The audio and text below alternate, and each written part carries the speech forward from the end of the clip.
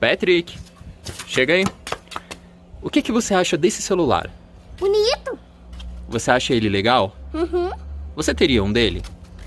E aí, irmão, tranquilo? Em janeiro de 2014, eu me mudei com a minha mãe de Nova Serrana para Ubatuba, litoral norte de São Paulo. Fazia um certo tempo que eu tinha criado o meu canal, que foi em abril de 2013, e o meu LG L1 da época já não tava dando conta do recado. E foi uma época muito interessante, porque foi a primeira vez que eu me esforcei em investir nesse canal aqui. Eu lembro que foi num dia chuvoso lá no centro de Ubatuba, o vendedor queria me empurrar um Xperia E1, mas graças ao bom Deus, eu tava atrás dele, do Moto G de primeira geração. Comprei o celular, paguei R$ 799 e só 4 meses depois, a Motorola aparece com o Moto G de segunda geração, que apesar de câmeras melhores e som estéreo, tinha o mesmo processador e eu não fiquei com a mínima vontade de ter um. Até que no ano passado, meio sem querer eu acabei comprando um e vendi poucos meses depois, afinal estava sem uso para mim.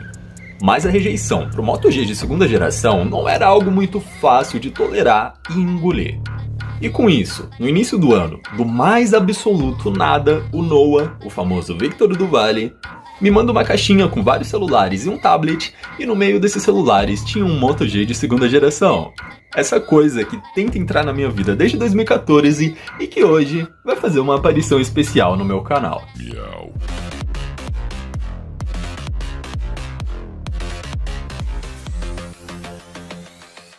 Mano, agora um poema. Vaca amarela cagou na panela.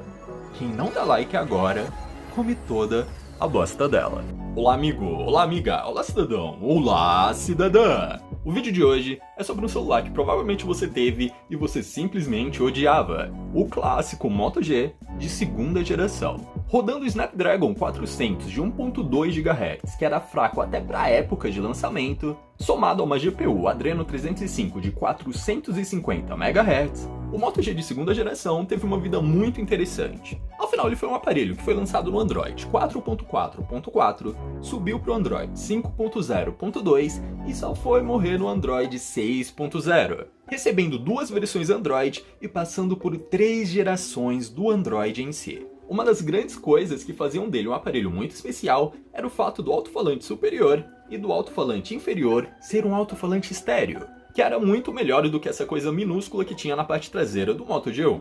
Quando o assunto era tela, também houve um aumento bem significante de 4.5 polegadas no Moto G de primeira geração para 5.0 polegadas no Moto G de segunda geração. Entretanto, ele utilizava uma GPU bem zoada, a Adreno 305 que eu acabei de falar para vocês. Então, botar uma resolução maior do que a resolução antiga de 720 pixels nessa GPU ia fazer o aparelho travar ainda mais. Então, basicamente, enquanto o Moto G1 tinha 327 pixels por polegada na tela de 4.5 polegadas dele, 720p, o Moto G de segunda geração tinha apenas 295, onde, de certa forma, esses dois aparelhos são bem icônicos e bem interessantes de comparar. Aparelhos de gerações diferentes, onde a primeira geração consegue bater em muitas coisas, a segunda geração e vice-versa. E, sinceramente, você vai adorar relembrar tudo que o Moto G2 era capaz de fazer.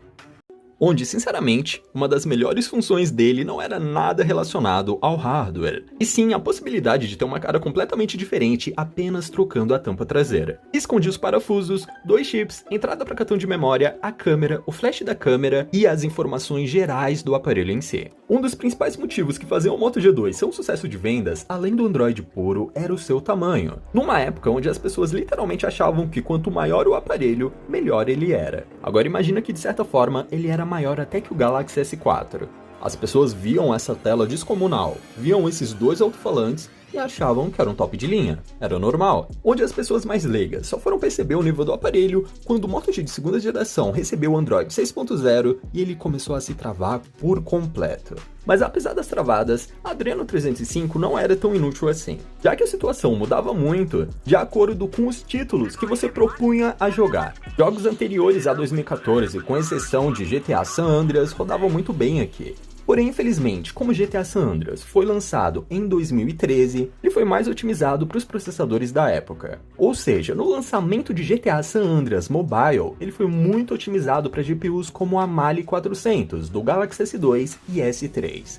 Aparelhos com a Mali 400, como vários MediaTek, como o MediaTek MT6580, os processadores Exynos do Galaxy S2 e S3 rodavam GTA San Andreas numa boa. Tanto que fica claro o problema de otimização quando você vê o Nokia Lumia 520 rodando uma versão do GTA San Andreas para 512 MB de memória RAM, onde o Lumia 520 tem a mesma Adreno 305 e trava muito menos do que a Adreno 305 dos Androids. Bizarro. Porém, de uma forma bem triste falando isso, o brasileiro meio que é acostumado com a dor. Afinal, você vai se mexer ou vai ficar parado esperando ter condições que você almeja? Você vai se mexer. E com base nisso, tem pessoas que jogam até Free Fire nesses aparelhos antigos da Motorola, como o Moto G1 e o Moto G2. Porém, com todo o respeito do mundo, como não é o meu jogo favorito, eu fico no Dead Space mesmo. Uma das maiores aberrações que a Motorola resolveu fazer no Moto G de segunda geração foi manter os 2070 mAh do Moto G1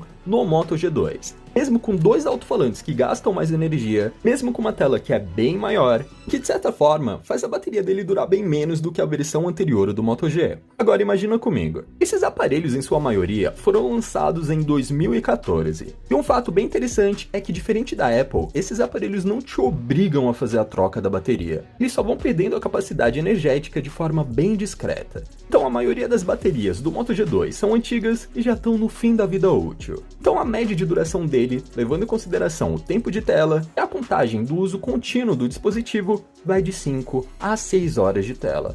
Acima disso, só se a saúde da sua bateria estiver melhor.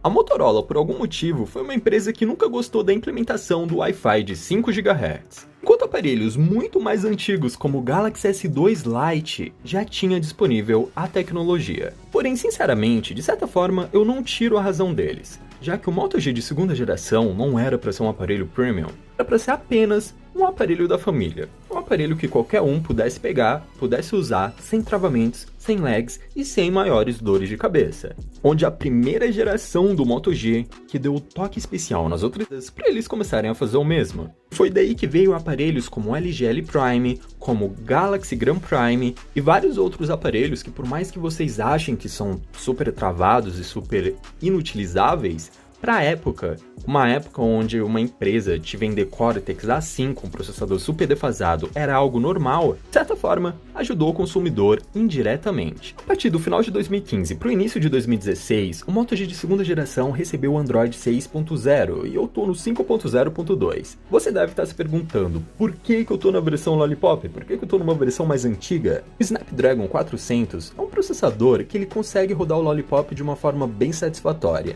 Você vai para abrir aplicativos como o Telegram e ele simplesmente vai lá e abre. E não é aquele processador que fica perdido tentando abrir uma tarefa. Porém, quando o Moto G2 recebeu o Android Marshmallow, o aparelho ficou inutilizável de uma forma muito absurda. Eu sinceramente nunca consegui entender o que aconteceu direito com esse aparelho. Onde, para você ter uma ideia boba da situação, uma vez que você formata o Moto G de segunda geração no Android Marshmallow, ele pode demorar até 20 minutos para ligar após você ter formatado. Eu lembro que quando eu peguei o meu primeiro Moto G2, formatei e ele ficou mais de 20 minutos tentando ligar, eu achei que o aparelho estava em boot loop, até que um amigo meu chegou e falou: amigo, se acalma, que é normal, você não tá acostumado a sofrer ainda. Outra parada que eu tenho uma lembrança bem vaga era quando o meu Moto G de segunda geração estava no Android 6.0 e ele não tinha nada instalado, cara. Nada, eu tinha acabado de formatar.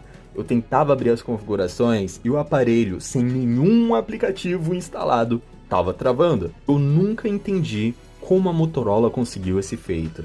E era tão estranho porque, tipo, se você instalasse uma custom ROM do Android 6.0, você conseguia utilizar o seu aparelho numa boa. Mas na 6.0 oficial, ficava um completo lixo. E é exatamente com base nisso que eu tô rodando 5.0.2 Lollipop aqui, que não é a melhor versão do Lollipop. A versão do Lollipop mais otimizada é a versão 5.1 em diante, onde a Google até mudou o SDK de tanta alteração que eles fizeram, mesmo sendo a mesma flavor do Android. Bons tempos, jovens. 2015, se eu não me engano. Um fato das pessoas que compravam o Moto G de segunda geração gostavam bastante eram do HDR da câmera dele. Apesar do app ser um aplicativo bem simples, o HDR era um HDR muito intenso. Toda a tela cheia do dispositivo era a interface de câmera. Você dava um toque e a sua foto era capturada. Presta bastante atenção na visão do aparelho.